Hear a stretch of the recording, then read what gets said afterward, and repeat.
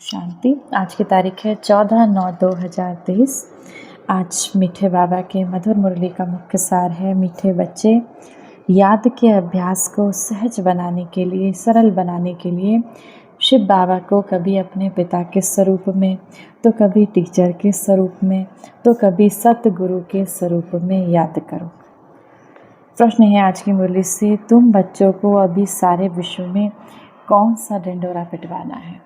तुम्हें कौन सा अनाउंसमेंट करना है, कौन सा ढिंढोरा सारे विश्व में पिटवाना है? उत्तर, अब ढिंढोरा पिटवाओ कि सुख की दुनिया, स्वर्ग का रचयिता परमपिता परमात्मा शिव बाबा स्वयं राजयोग सिखलाने आया हुआ है। वो बच्चों के लिए हथेली पर बहिष्ट लेकर आया है, स्वर्ग लेकर आया है, इसीलिए राजयोग सीखो।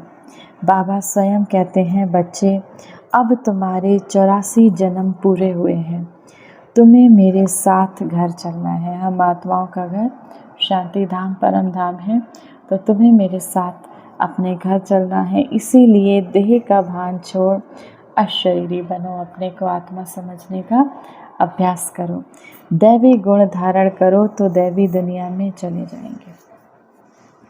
गीत है आज की मुरली से, कौन आया मेरे मन के द्वारे।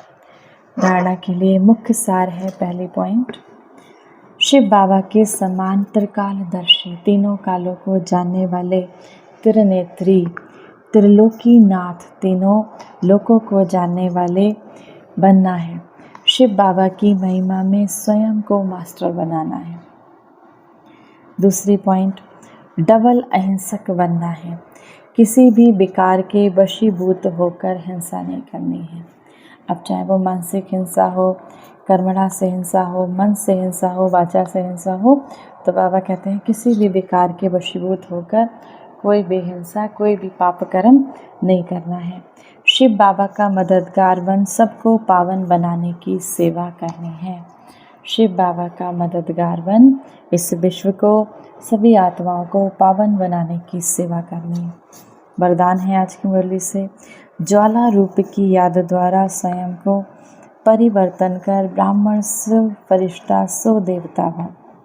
जैसे अग्नि में कोई भी चीज़ डाली जाती है तो नाम रूप गुण सब बदल जाता है, ऐसे जब बाबा की याद की लगन की अग्नि में पड़ते हो तो परिवर्तन हो जाते हो। मनुष्य से ब्राह्मण, फिर ब्राह्मण से फरिश्ता सो देवता बन जाते हो। जब बाबा की याद की लगन की अग्नि में पड़ते हो तो संस्कार परिवर्तित होने लगते हैं, बुद्धि शुद्ध होने लगती है। तो क्या होता है, मनुष्य से ब्राह्मण, फिर ब्राह्मण से फरिश्ता सो देवता बन जाते हो। जैसे कच्ची मिट्टी को साँचे में ढालकर आग में डालते हैं तो ईंट बन जाती है, ऐसे यहाँ भी परिवर्तन हो जाता है। इसीलिए अपनी याद को ज्वाला रूप कहा जाता है।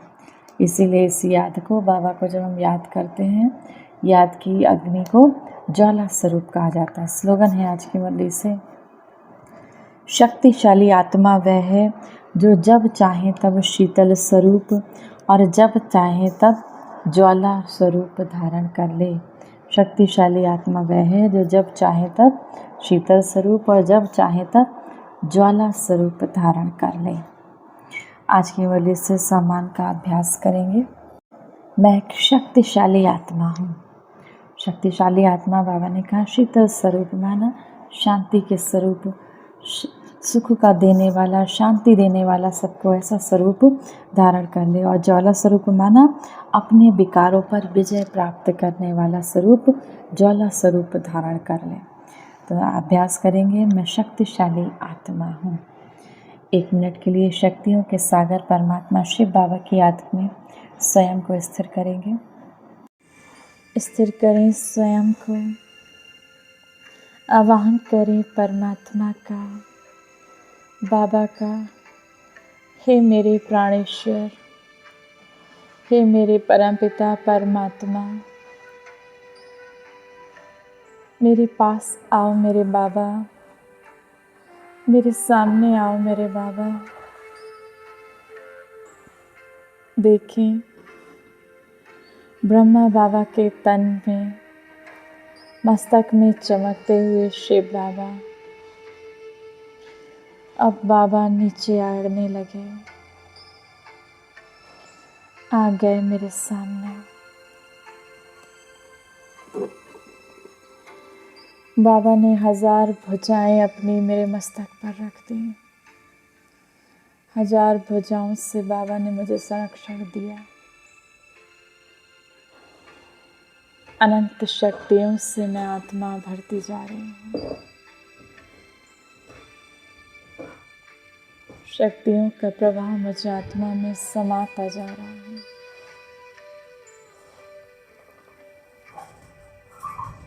बाबा मुझे दृष्टि दे रहे हैं।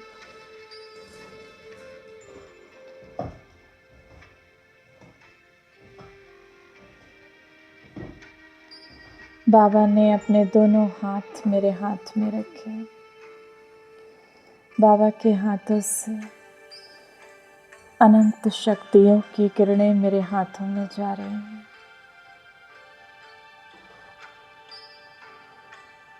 मैं आत्मा शक्तियों से भरपूर होती जा रही हूँ। मेरा पूरा शरीर स्वस्थ, शक्तियों से संपन्न हो गया। मैं बहुत शक्तिशाली आत्मा बनती जा रही हूँ। स्वयं परमात्मा का हाथ मेरे हाथों में। मैं बहुत शक्तिशाली आत्मा बनती जा रही हूँ। मैं बहुत शक्तिशाली आत्मा बनती जा रही हूँ।